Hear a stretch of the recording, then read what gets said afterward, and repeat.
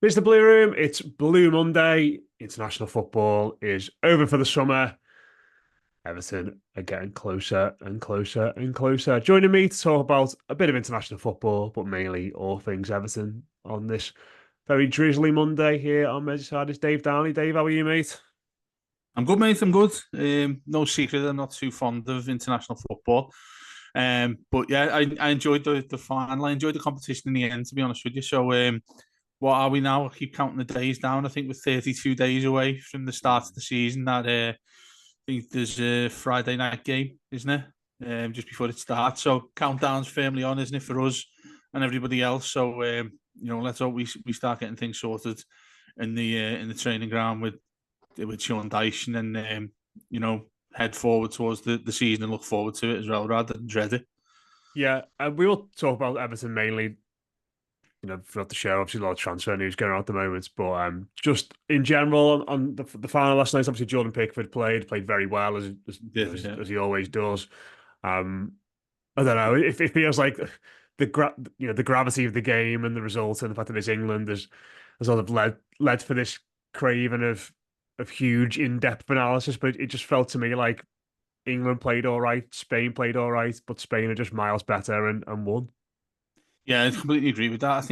I think seeing you'd often see in finals, and I remember back to when Germany became good. It's generally the hosts that end up really good, and I was surprised that Spain beat them in the last 16 to go on and obviously go on and win it. But the other thing about it as well was Spain were a side that constantly gain momentum, and you see that happen in tournaments all the time. Obviously, they won all seven of the games, and you look at the group stages that they were in as well. They just grew and grew and grew. Automatically, in a strange way, I think it helped them to be up against such tough opposition. Because when you're playing that well, you probably can't. You're not going to play anything better, really, other than maybe a France side or something like that, and then England. So they were really, really impressive. And then England on the other side of things, and there's been a lot of hell thrown towards Gareth Southgate. And no fan of his, but I don't think he's deserved a lot of what has been headed his way. And more importantly, the point you made there about Pickford, he was immense for England and probably kept them in having a chance in that match. You think the tremendous save he makes early on, that would have gone down to 2-0, I think, in the second half. You know, I like that he's gone away from this where he's not being slagged off and people are saying, oh, it's all his fault because he was fantastic for England throughout the whole tournament. And in the game itself as well, I think you're right. I think you're coming up against a side that is full of bags of talent, and I think if anything, you look at where England can really learn from that. You look at the players; they've got the technical abilities, as you'll know much better than me, in terms of a lot of the players there. They're miles ahead of everybody else. And you think of a Foden, you think of a Bellingham. They've got that core of players. You look at what Spain have gone and done. I don't think it'd be that difficult for England to catch up with them. Yeah, I think that the interesting thing about Spain is that their manager's worked with a lot of those players, hasn't he? Coming up through the ranks. I think he's Yeah. won the under 19s, under 21s, and obviously now the major one with them. And that kind of comes across in the way they play. Obviously, you won't know all of them, but it feels like they're all very attuned to what he does. And I suppose the idea of Southgate was something similar, but it feels like a lot of England's best players now, most important players, have come through the generation behind Mm. what he was working with. So it all feels a little bit skewed. But yeah, just on Pickford, and I was thinking this last night just before the game started, and like I've kind of been waiting for the last two tournaments for him to drop the big clanger and to see what the reaction would be like, because he's an excellent goalkeeper, but he makes mistakes. He's made mistakes for us, and you just kind of felt like it was coming a little bit. I mean, I did, just because he's been in four major tournaments now for England, not really put a foot wrong. And obviously, again, last night, you're just thinking, I hope it's not now. I hope it's not in this game. And, just for his sake, really, not because of any great desire for to see England win the match. And he obviously didn't do it, didn't drop the clanger again. And I think I was sort of thinking about it, that I think that one of the big things about being the England goalkeeper is just not doing that, isn't it? Like just not doing the really bad, catastrophic thing that you're going to be remembered for your entire career, because the pressure is so high and there is so much scrutiny. I mean, my God, have you ever known so much scrutiny on someone taking goal kicks and long kicks as there has been over the past few weeks on it? It's been a little bit wild, but I just feel like in that high pressure environment to be able to cope, in the biggest games, some of the biggest games that England have ever played, to just not buck up effectively is a skill in itself. And for him, when you think about the goalkeeper he was when we first signed him, who did seem to have these moments of genius and goalkeeping brilliance, offset by moments of madness where he'd lose his head and people would question his maturity. It feels like he's a totally different goalkeeper now, where there is this. Obviously, there is the odd outburst, there is the odd little moment of quirkiness, like we saw in the tunnel pre-match last night, where he stares directly down the camera. It feels like his goalkeeping now is just quite level and consistent, and those moments of madness have sort of not been there as much. He's become a really steady goalkeeper on what is, a huge stage where the world is watching. Yeah, I think you put it really well there about him, and you talk about those levels of madness. I think I've been thinking about him a lot actually, throughout the tournament, being the only Evertonian in the squad. You think about the pressure he's under. There's a different level of scrutiny that what he's going to have there. I think what is really unique about him is, I think if you take away most of what he does, because when they always say goalkeepers are mad, he probably epitomises that, doesn't he? It's a lot of people, it's fun to smile at, and he's quite funny when he makes a great save and he's screaming at the back four, and then when he makes a great save, he turns to the crowd and all that sort of thing. I think he's gonna go quite close with fans, and they'll immediately adore him, as many of us do at Goodison. But I feel as if now if somebody had gone up to him, a former manager, current manager, Sean Dyche, Gareth Southgate, and said, look, you've got to stop doing all that, I think you take away a lot of what he's like. His personality as a goalkeeper is huge, I think, for how good he is. I think you see that the way in which he plays with the ball at his feet. Obviously, something that's very common, or has to be common these days, is that goalkeepers can do that. The only thing, plenty of, in the aftermath of yesterday, saw a lot of people saying, why are we playing this long ball all the time? It's always this long ball. And look, inevitably, you see a couple of them saying, well, Pickford's like kicking it out of play and stuff like that. I'm like, there is no way that Jordan Pickford has been wanting to do that in every single game, because he's brilliant at passing the ball. It's one of the main attributes he's got, being able to pick out a ball, 40, 50 yards down the pitch. Those ones there, when you've got Kane on there, and you've got players trying to win headers and flick-ons, the sort of thing he's used to at Everton with 𝗘𝗃𝗲𝗵, that sort of thing wasn't him choosing that, I don't think. Obviously, you want to play the odd ball like that, but a goalkeeper like him wants to play a pass like precisely to somebody who's out there on the wing. He's fine to just knock it about in the back four when you just want to keep possession. And I'm really glad that, in a strange way, that he's not been praised, which he probably should have, because he's been class throughout the tournament. But I do think he's one of those players that, on the edge of it, like you say, if he makes the slightest mistake, he will be hammered for that. He's that type of lad. I think many of our fans are like that with him, or have been with him previously. He's been with us for now 8 years, which is remarkable. I still can't believe, when you talk to fans of other clubs and things like that, people don't see how on earth have Everton had a quality goalkeeper like that for so long. It makes me feel like when I think about it, it's really quite peculiar that obviously we don't know directly, but the other clubs haven't come in for him, and that may well be the case as the summer transfer window goes on. I'd be really surprised, and I think we said this last week, that he'd finish his career with Everton and still be surprised now.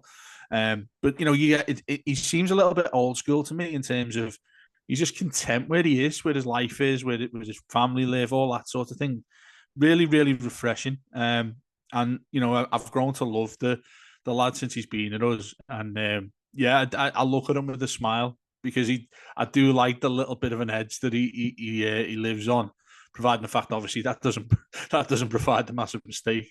Yeah. And I think it was interesting to see him, like, he was in flood to tears last night, wasn't he, after the game? That emotion did kind of come out. And I think you're right. I think for me, he will be happy playing for Everton week in, week out, as long as he's still England's starting goalkeeper. I think if that was to change at some point, then he might have to reevaluate things, because as much as I think he cares about Everton and cares about us, and has got pride in his club performance, he feels like one of them where England is very much his priority, and maybe that's where we saw that emotion come out last night. Yeah.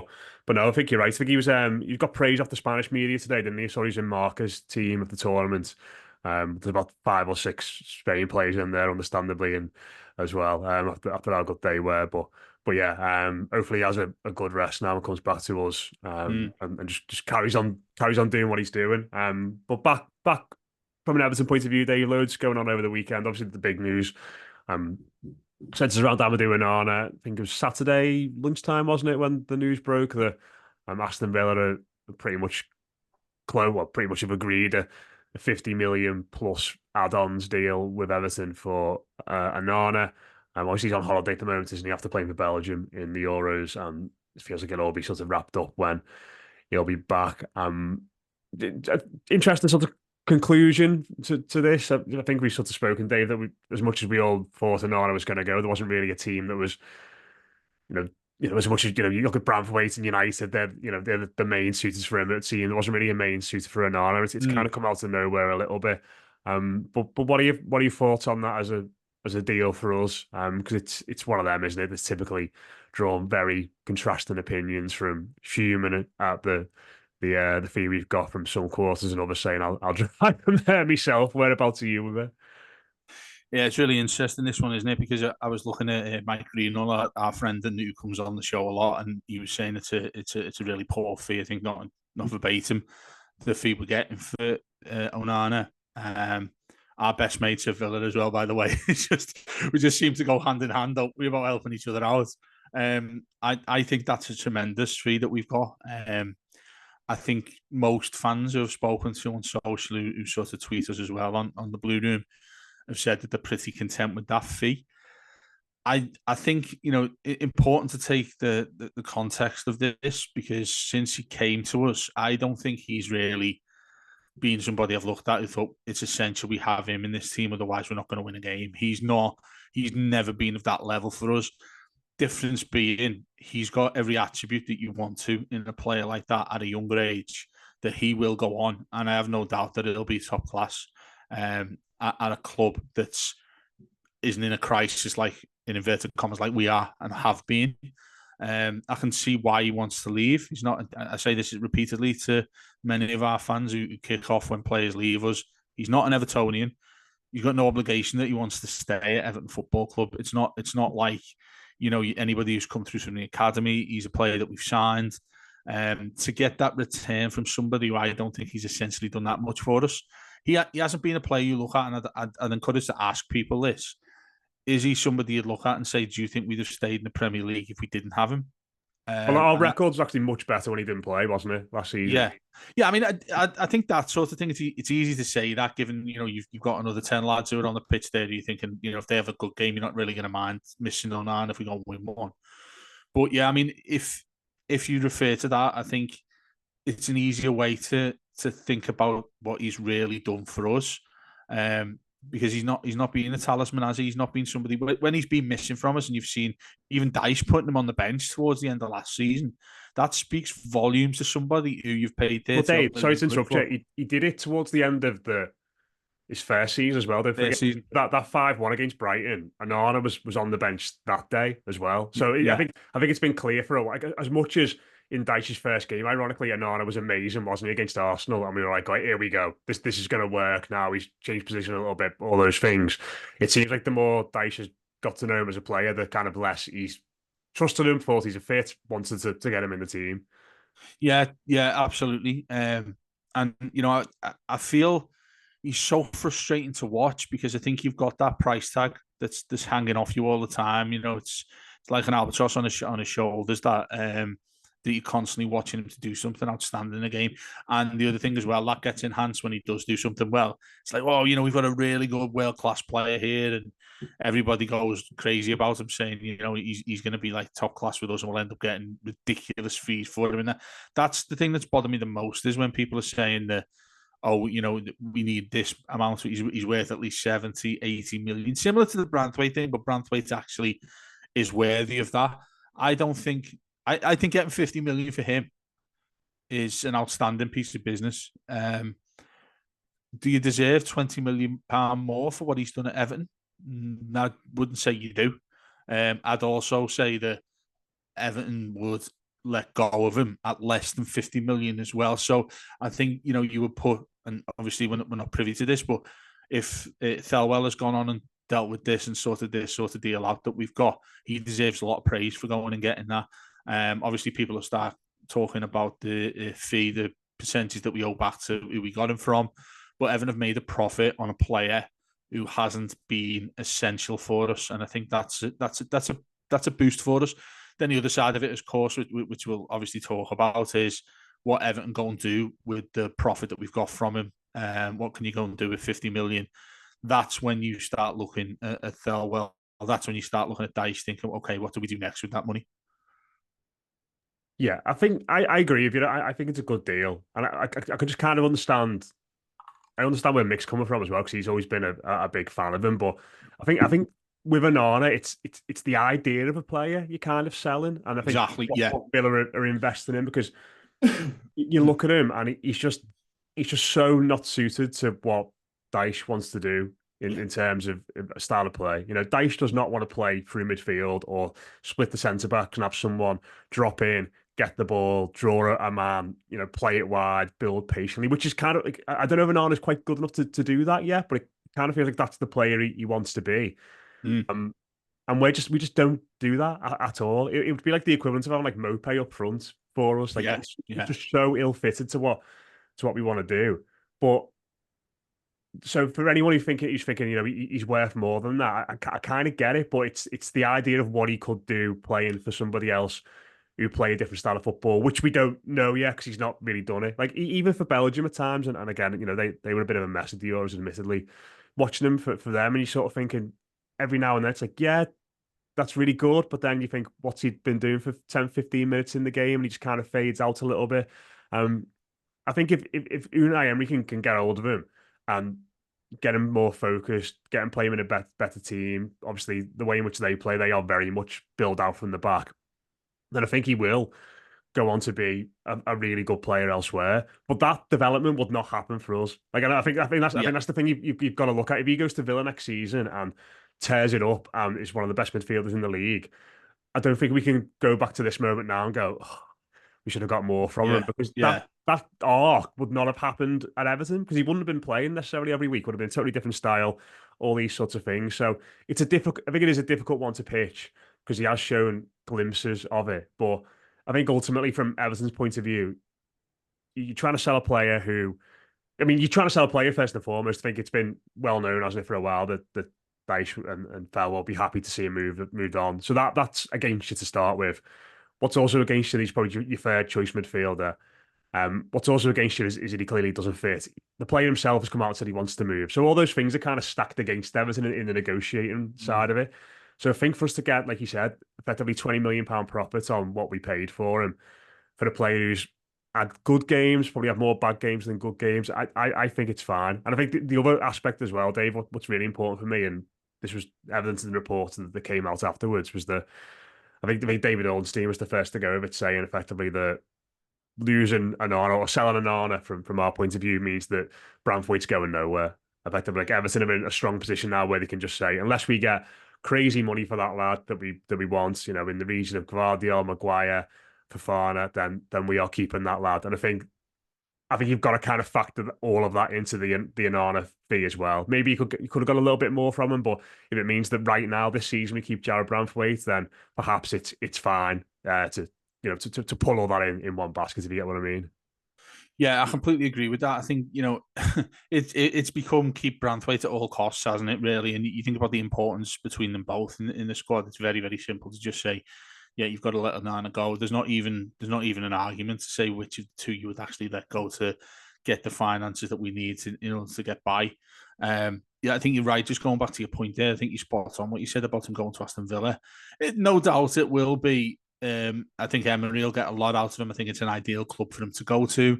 You know, and I think I'm pretty sure he will do really, really well there, given the style of play they've got, given the team he's got in and around him, where Everton for the majority of his time with us has been a mess, for all sorts of different reasons that we cover every single week. I mean, he has been a contributing factor to that mess at times as well, hasn't he? Of course. I suppose from his point of view, like, it's all right us sitting here saying he doesn't fit the style of play, etc., etc. But maybe you've just got to buy in when you're a young player and you're trying to get in the team. You just got to do more of what the manager wants you to do as opposed to what you want to do yourself that's best for you. Yeah, no, I think that's a really important point to make about him. I think as well, the other thing that become a bit tedious was when he's very, very easily turns to the crowd and puts his fist up and stuff like that, and it's something that will adore fans quite easily. Everybody loves that sort of thing because you're thinking, oh, he's a massive Evertonian and stuff like that. And I get it, I do get that. I get that with a club like that, especially when the condition we are, you want a player who is a talisman for you. And I think he was quite intelligent in terms of doing that, regardless of how well he played. I think that's very easy to win over a fan base. And the thing the only thing I do I do feel a little bit strange about is when he goes there, and in my opinion, when he goes and does well with them, you will get a lot of people saying, oh, I told you we needed more money for him. I told you we should have got more money for him. But, you're going to go with what the things are right now. Onana's not worth £50 million, in my opinion. And I think you have to take away what you can potentially go and do, because it's not like you can say, oh, we want to get rid of this player. We'll go to various clubs across the Premier League and say, yeah, look, come and pay more for him. Have a bit of an auction. Look, pay more for him. Look how good he can be. Look at the potential he's got. These days, I don't think Everton can afford to work on potential. I don't think we've got a manager who particularly does that as well. I think he wants results right now. I think he's black and white in the way Dyche is a manager. He's not like, say, a Roberto Martinez who would work with him, who'd want to see him sort of establish himself as an Everton regular, firstly, and also getting him involved in the style of play that he's got. He's, like you said there, he's not that Dyche kind of player. And then, like I said, the important thing, which we notoriously have been woeful at, is using what we've got from him to go out and get some sort of progress. Yeah, well, I suppose Onana himself is an exception to that rule, isn't he? Because, like you said, I suppose this is why you go and buy players who are young from the continent to an extent. Yeah. They can come in and do all right and show little flashes, and still you can make your profits on them. But no, I just think as well that if you put it down to sort of like the basic facts, it's like what's potentially worth more to us right now? Is it Amadou Onana, the player he is right now for Everton that we've seen, or is it £50 million that we can either use to improve what is a very threadbare squad, be it wide, be it on central midfielder, be it in defence, as we've discussed, we need to patch up various areas. So 50 million towards that, or 50 million towards us being in a better position when it comes to PSR and not getting points deductions next season. And I think it's definitely the latter for me. Like it's similar. I think it's quite a similar situation actually, Dave, to Anthony Gordon, in the sense that I was thinking that. Yeah, like I don't look at, he's obviously really progressed last season and done well. Got 10 assists, 10 goals. But I still don't look at that and think that was a bad deal for Everton, because that jump and that improvements wouldn't have happened if he was playing for us. So it's this hypothetical sort of, like it's like separate endings in a film, isn't it? Kind of thing. It's like one of them doesn't necessarily happen. If one other thing happens, it's a strange one to kind of get your head around. But I don't look at that Gordon deal and think 45 million. We should have got more for him now, because again, it's the idea of a footballer as opposed to what they would have actually done for Everton. So from that point of view, I'm absolutely fine. Finally, just before we finish, we're going to talk about this a lot more in depth this week, because I think it's an interesting topic. But just to finish off for us today, but Dele looks like he's signing potentially for another year. You'd imagine it would be. Everton and Tottenham have been in negotiations about the contract, which was a bit of a weird one because his contract had expired, but Everton would have still had to pay, I think, a fee if he'd played 20 games. So, but it looks like that's been sort of wiped clear, and Everton would only have to pay Spurs now a potentially a sell-on fee if he wants to sign for us again.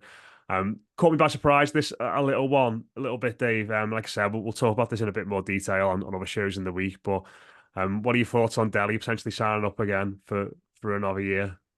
I think it's a shrewd effort from the club. And the first thing you see when we sign a player is, firstly, like you've mentioned there about PSR and whatnot, is specifically the financial issue or the financial benefit Everton are going to get from it. I think he falls into that latter category there. I think he's still got a hell of a lot of talent and a hell of a lot of things to show. I think a lot of people will refer back to when he went on Monday Night Football with 𝗂𝗃𝗲, and he was talking about how his life's gone about. It's actually really interesting if you look a little bit deeper on what his career came out and how he became a professional footballer and whatnot. If you've got the time to watch it, I'd highly recommend you go and do that, and realise why he got into the position he's in. I think when he's in that position he's in, Everton, I think he's mentioned it, Everton have been a massive help to him. I'd like to think that he wants to give some of that back if he's coming back, if he's going to be with Everton going forward, and I think that he can do that. I think he's got bags of talent. He has done for a long time. You think about when he was playing for England, and I think 𝗂𝗃𝗲 or Neville asked him the question, where do you see yourself in a year's time? And he said, fighting to get my position back in the England squad. So it's quite clear that he's still got that ambition. He's not just rocking up for money. It took a long time with the sort of mental health side of things for him to get in a position which he could play. Obviously, he had a really, really quite difficult injury to recover from. If he's in that sort of shape right now, when he's better, he can absolutely become an asset for us. And like you said, Dave, when you've got a squad that's so thin that we have right now, he's somebody I personally think it's a bit of a no-brainer that you don't get him back. Look, people are obviously going to start saying, well, look at the baggage he's come with. Look how difficult it was. The financial issue was in terms of we owed X amount of millions. Should he have played X amount of games? You clear all that out, and he comes back with a clean slate. He can be really good for Everton. He can be a starter for Everton. You think about issues we've had, spoken heavily about 𝗘𝗃𝗲𝗿 and his performance. I could see him perfectly playing that sort of role around that sort of 10, in and around with that versatility. He's got versatility as well. He can play what Onana does, what you probably ask Onana to do. He can do that sort of thing, drop a little bit deeper. You can play him on either side, normally the left. And you think back to the talent this lad's got. I don't think it takes much to that to click. And I was quite excited, it's probably the wrong word, but I was happy to see when he was linked back to coming back to us, and looks like, you'll know better than me, looks like it's definitely going to happen, and he's going to be in an Everton shirt going forward, and I'm all for it. I've got major doubts about this, which we won't get into now because we'll dive deeper later in the week. But what I don't want to go into the negatives now because it's been quite a positive show, and you've been very positive about it, Dave, as well. Strange one, eh? The thing that I like about it is that I think 𝗊𝗲 is probably more empathetic. That's a word? Is that a word? He's got more empathy for players and staff than maybe people think, but I don't think he's overly sympathetic, and I don't think he'll tap into sympathy. So I don't think this is any kind of. Listen, the club have been great with 𝗊𝗲, haven't they? They've done so much to try and help him with his recovery and all this sort of thing. I don't think this is an extension of that. I don't think this will be the club saying, "Oh, let's just give him another year because we want to help him get better." I think 𝗊𝗲 wouldn't really be playing into that kind of thing. I think he is very much business focused, very much focused on the team. So if he's behind it, and he's had a good look at him, and he knows where he's at in terms of his recovery, that's good for me, because I don't think he'd sign up to just be like, "Oh, let's just give him another year, just to look good," for helping this player out. I think it will be a football and first team business decision. I don't know what wages he'll be on. If it's anything near and what he was on his previous contract, I would be very concerned about that. But I don't think 𝗊𝗲 would sign up to this unless it was sensible from a financial point of view and a playing point of view. So with that in mind, I could just about get on. But it'd be great if one of these things worked for us, wouldn't it? Like, I know it's a bit of a gamble, and he's not played hardly any football for about 4 years now, but it would be amazing if this just clicked for him and he did get back in shape and he did start playing well again. Obviously amazing for us as well, but listen, it's a long way to go for that. So I think he's got a long way to go in terms of recovery. But I think he looked really well actually on the very short video that Liverpool John Airport put up today. The players getting on the plane, but he looked trim, he looked in good shape, he looked happy and healthy talking to 𝗂𝗏𝗏. So fingers crossed we do get a much improved version of 𝗊𝗲. But yeah, we'll talk about that in a lot more detail on shows throughout the week, which there will be a few of. Subs Weekly will be out tomorrow. That's going to be with Mick Greenall, as you mentioned there, Dave. We've also got Patrick Ridge and Roger Armstrong on that. Dave will be doing the weekly in the week. Sligo Rovers on Friday as well. First game of pre-season friendly. I know a few people going out to that, so we'll hopefully get some reaction from some fans over there and our usual bits and pieces around the Blue Room as well. Back to business, aren't we, mates? Back to now the international which we go across. Finished. It's full steam ahead for the new season, absolutely. But if you watch us on YouTube, do press like, do press subscribe, leave us a comment, let us know what you think about all of those things, be it Pickford, Branthwaite, Anana, Delhi. And if you're listening on iTunes or Spotify, do leave us a rating and a review. All these things help as we try and get the podcast in front of more people going into the new season. But that has been Blue Monday, up the toffees. We'll catch you again very soon.